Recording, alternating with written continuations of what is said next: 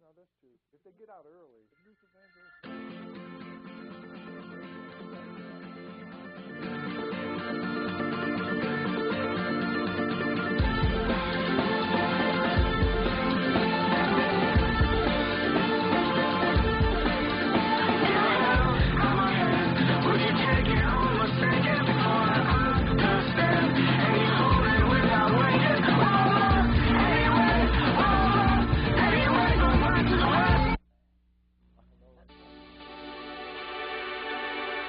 The Virginia Cable Telecommunications Association and your local cable provider presents Cable Reports.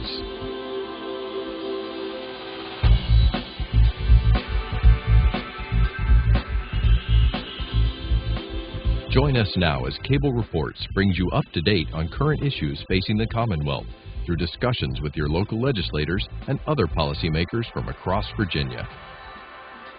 From the General Assembly and the City of Richmond, I'm Woody Evans for Cable Reports and Comcast, connecting Virginians to their government.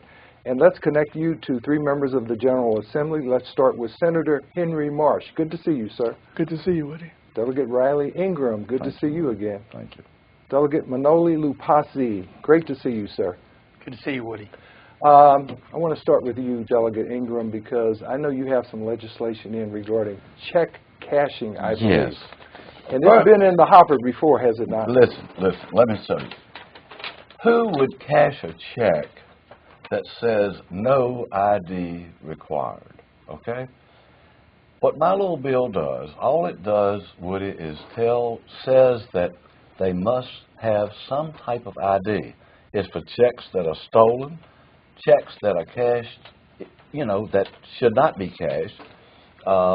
For example, someone, lady 82 years old, man comes by her house, knocks on the door, says, I'm going to rake your leaves, clean your gutters, I'm going to put new siding on your shed, and a new door, all for $500, okay? About a $2,000 worth of work.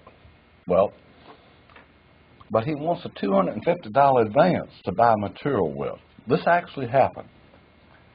So she writes him a check for $250, and Woody, he takes the check to a check cashing place.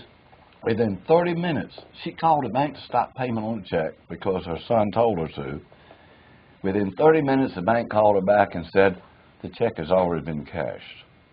No ID, no nothing. She never saw the man again. It happens all the time. And I guess a worse breach of trust is when the grandson or granddaughter does it to you. Listen, another true story. The grandson goes into grandmother's house, goes back into the bedroom, takes the last check out of the book, writes a check to Sam Jones or whoever, and goes down and cashes it for $100, $200. Grandmother doesn't even know about it until 3 weeks later, Woody, when she gets her bank statement. She knows the grandson did it. She's not going to file charges against the grandson.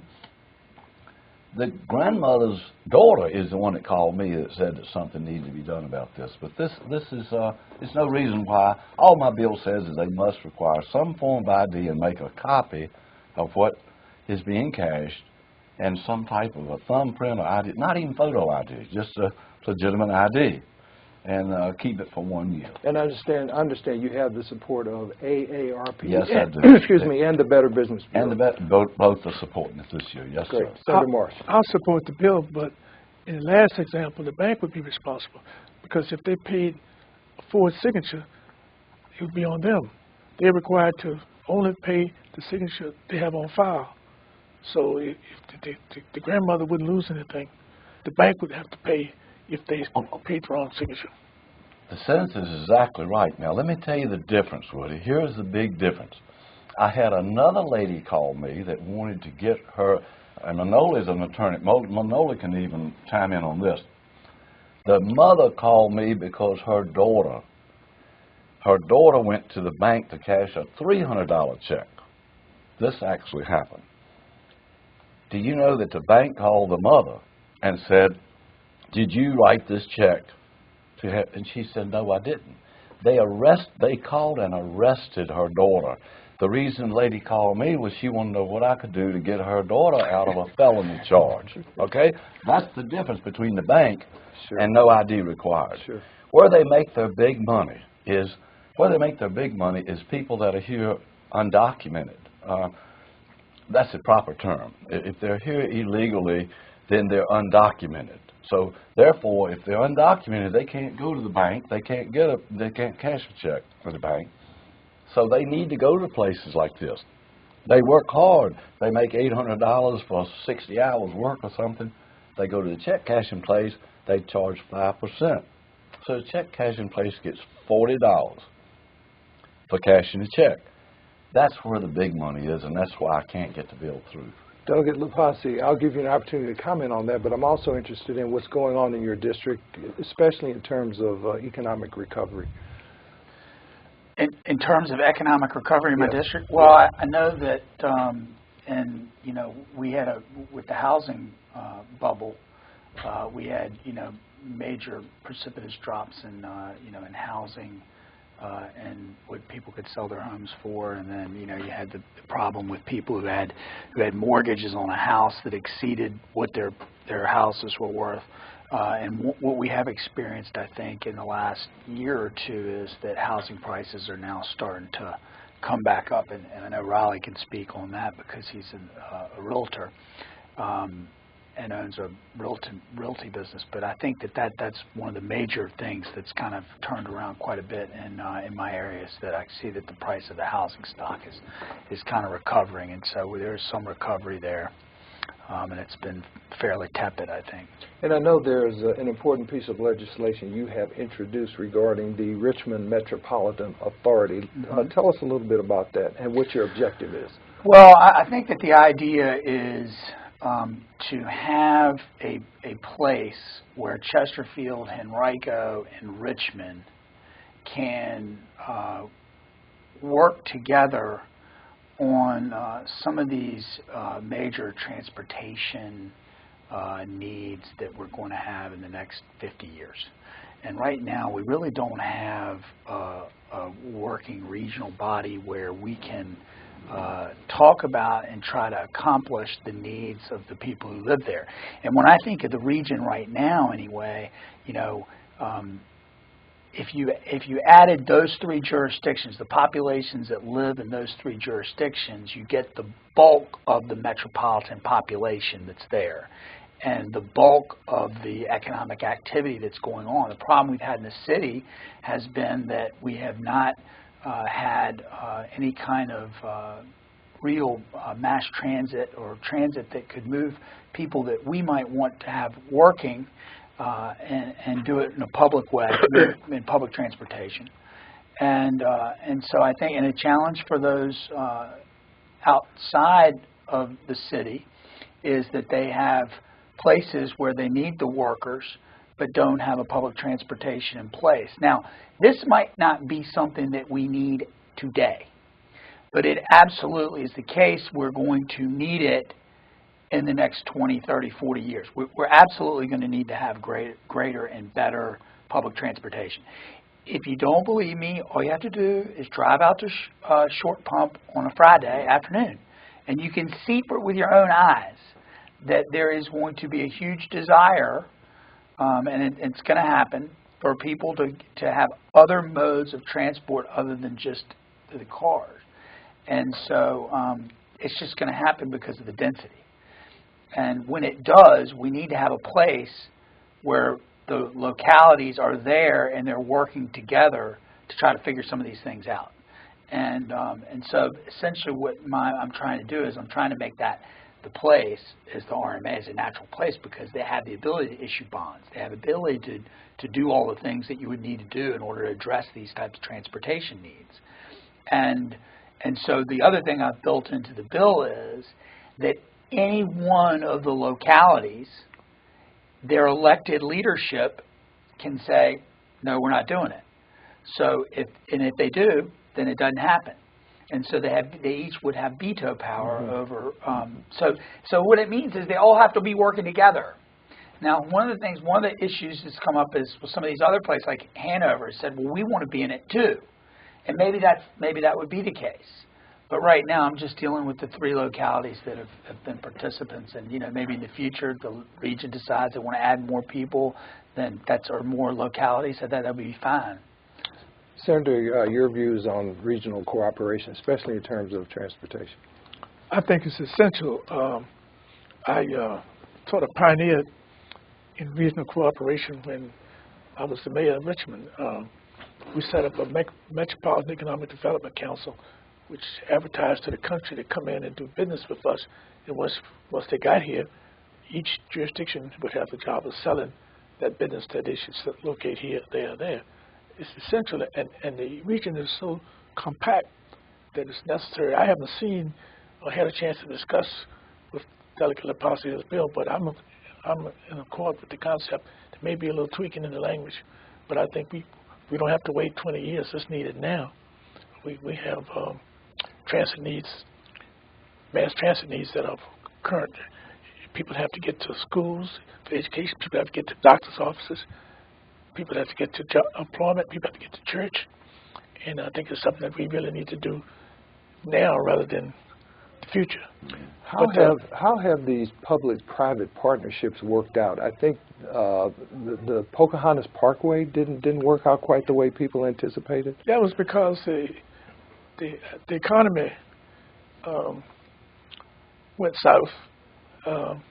Congress couldn't agree, and a lot of companies went out of business, and we didn't have the volume we needed. But I think the idea of the parkway is important, and I think we can do something to save it, because the population eventually will build back up. There's no excuse for not working together as a region, and I think it's very critical. HUD, for example, is now saying that we will give grants, incentives to jurisdictions, to areas where the jurisdictions work together.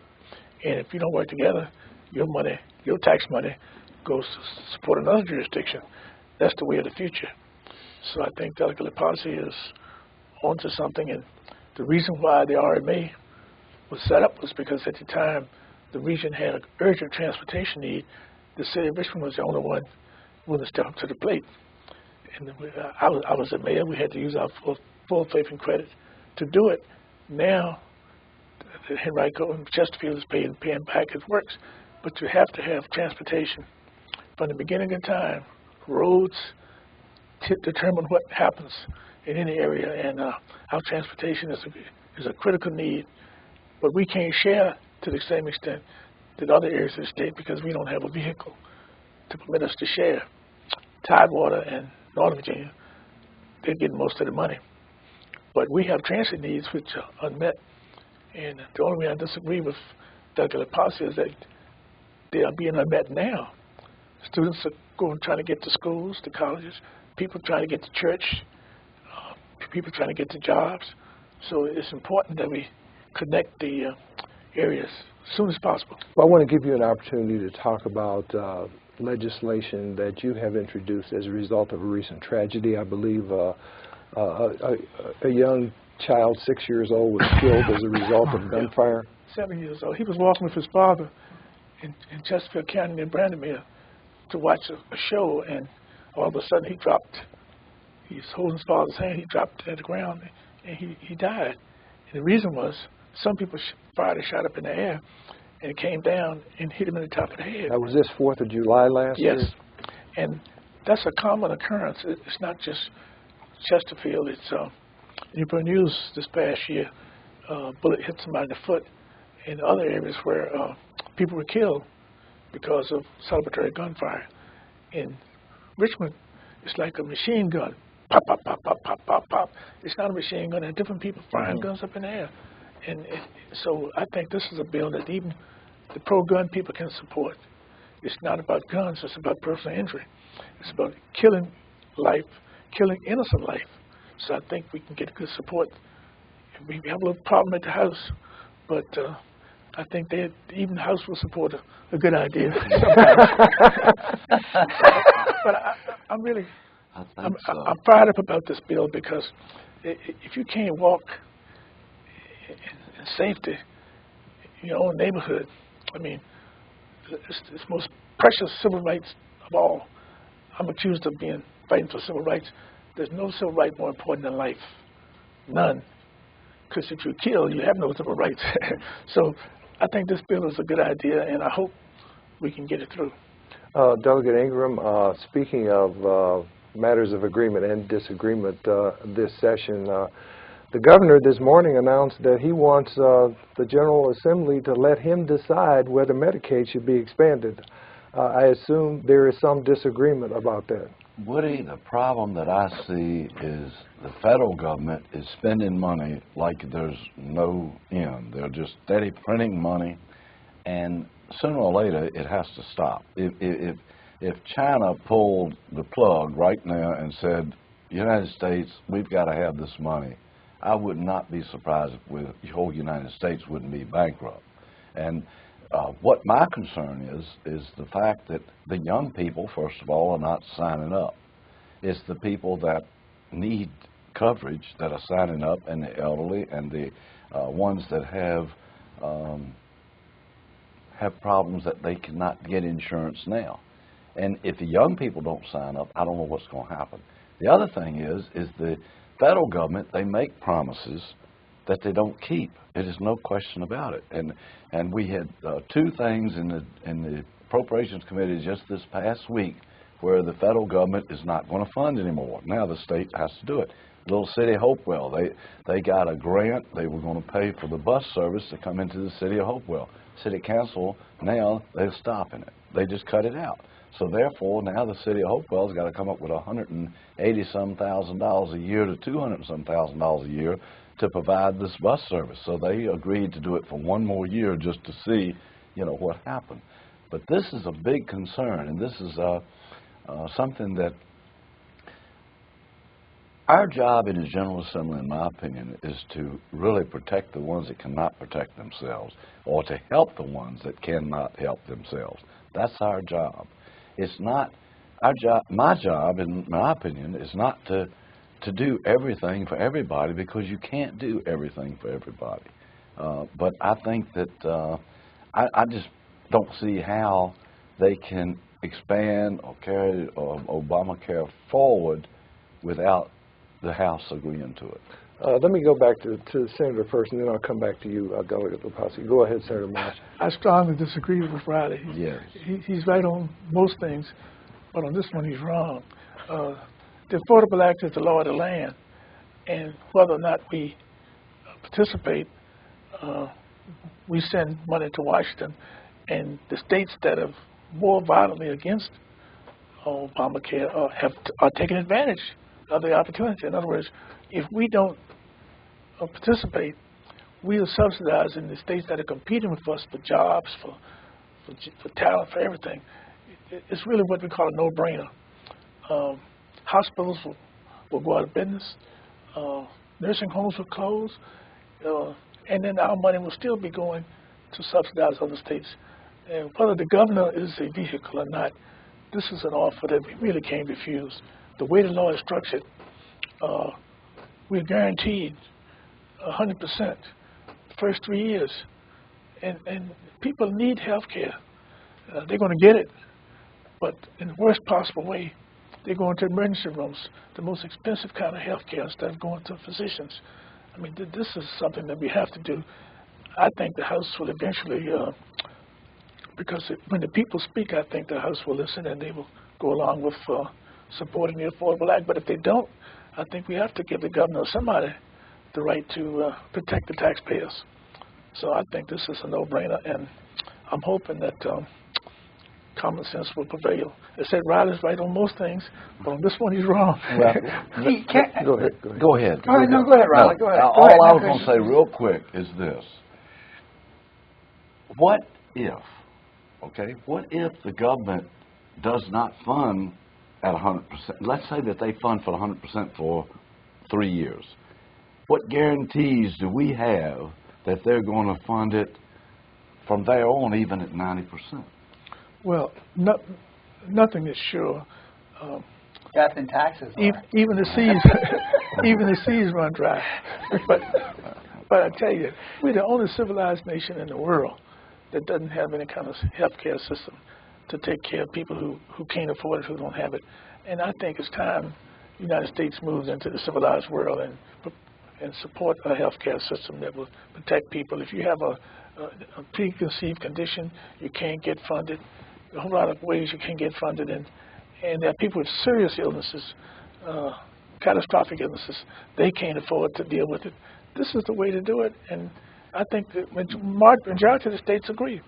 Delegate Loupassi, I'm sure you have some very strong views on this subject as well. Yeah, I do. I mean, but I think the point that we have tried to make in the House is, and that is that we have to long-term think. I think we'll end up expanding it eventually. Right. Okay. I do think we will. Okay. Because we really won't have much of a choice at some point. And it's sort of why, or what Senator Marsh had said. But right now we have an opportunity to try to make it more palatable and better and more affordable.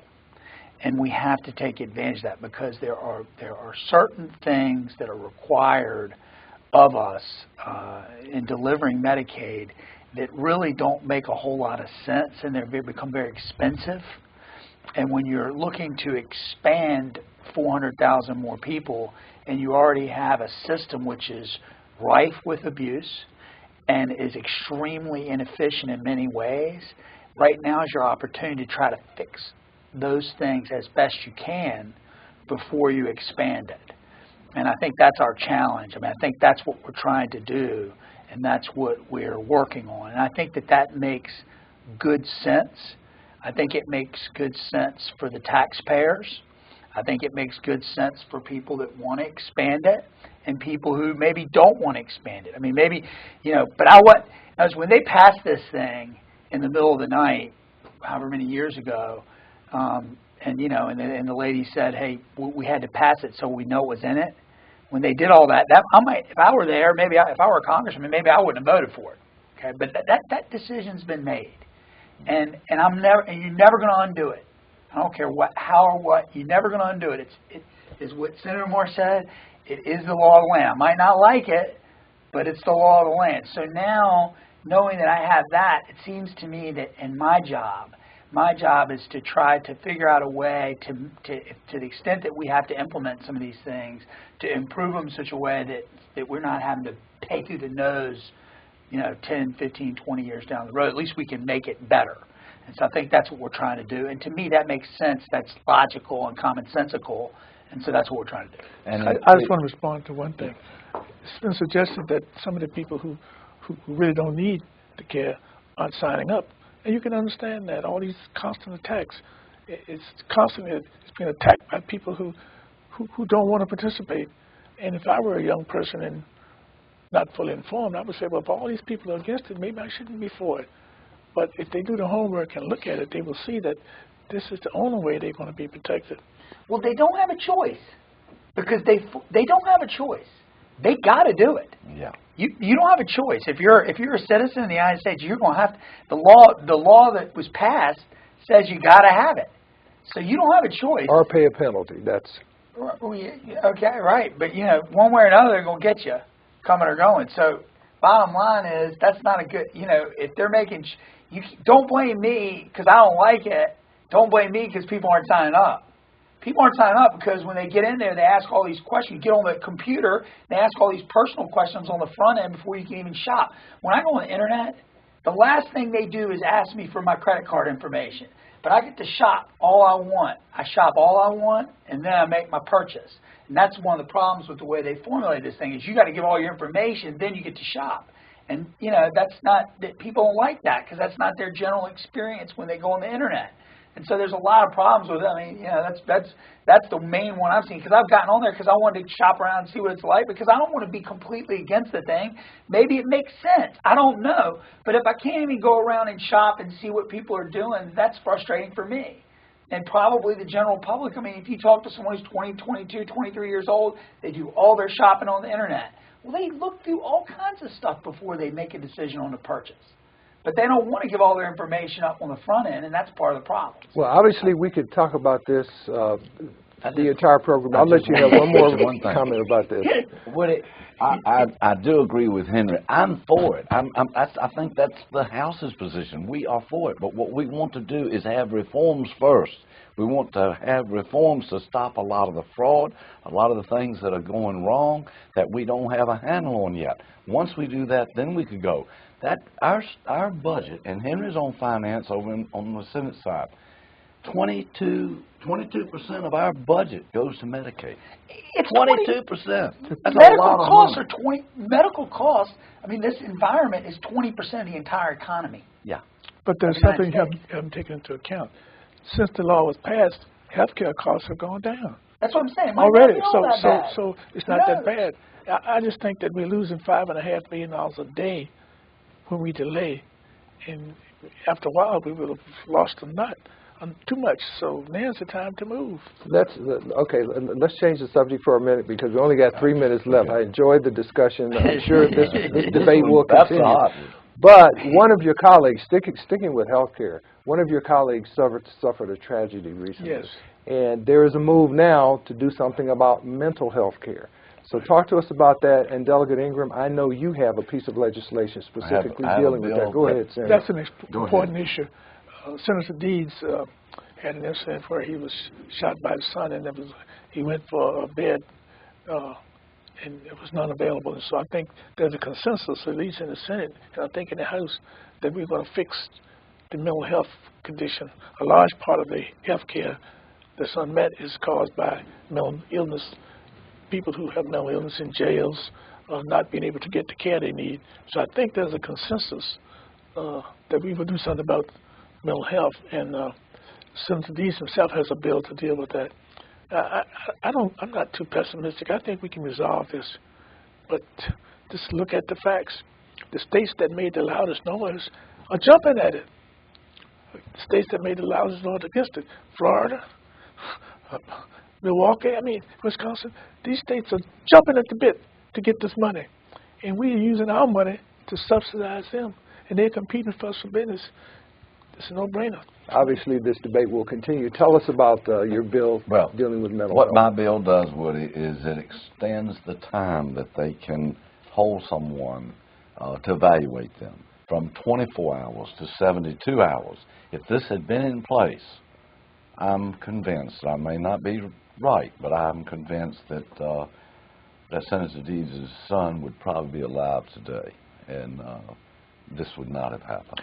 You get the last word, 30 seconds on mental health. Well, I think I'll have to. I'm pretty sure Riley's bill will be coming before our courts committee, and I don't disagree with them that there probably needs to be a longer time for review than 6 hours. Right now is 24. 24 hours. 24. Right. I think that's right. They need to extend that. We're going to need to extend that period. Great. Of time. We need to stop it there. We're about out of time. I appreciate you being here. Delegate Loupassi, Ingram, and Senator Marsh. Good to see you all. Thanks for all your hard work. Thanks, Woody. Right. Thank you for watching Cable Reports, brought to you by the Virginia Cable Telecommunications Association and Comcast, connecting Virginians with their government. Until next time, I'm Woody Evans. Mm-hmm.